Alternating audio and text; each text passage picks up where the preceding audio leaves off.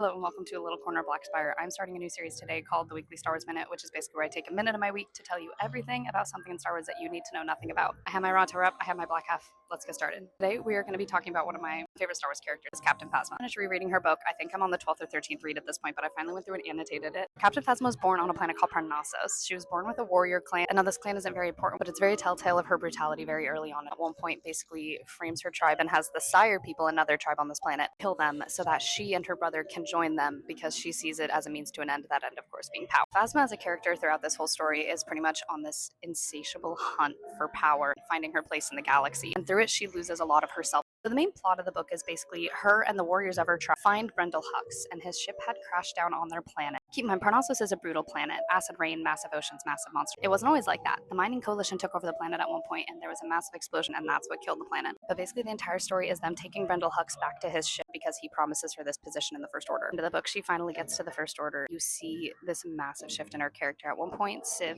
who is the warrior who's basically narrating, talks about how Phasma had adopted a stormtrooper mask of a stormtrooper that had fallen along their journey, and how from behind the mask she was no longer a person. She was basically just a droid. I think that's true and that's not. She does have a mind behind there, obviously. She has her own thoughts and feelings, but her lust for power destroys any sense of humanity. The end of the book actually touches on another big facet of Phasma's life, the murder of Brendel Hux. A lot of people think that Armitage Hux was a mastermind behind it. One of the biggest motivating factors actually behind Brendel dying, while yes, Armitage wanted him dead, Phasma wanted him dead more for one reason, because he was the last person alive who had seen her face. Phasma wanted to have this identity, this mystical creature in the universe. She wanted no one alive to see her face. She just wanted to be the mask. And of course, she completes it in the end. Anyway, this is probably a little bit more than a minute, but that is all I got. Let me know if you want to hear about anything else.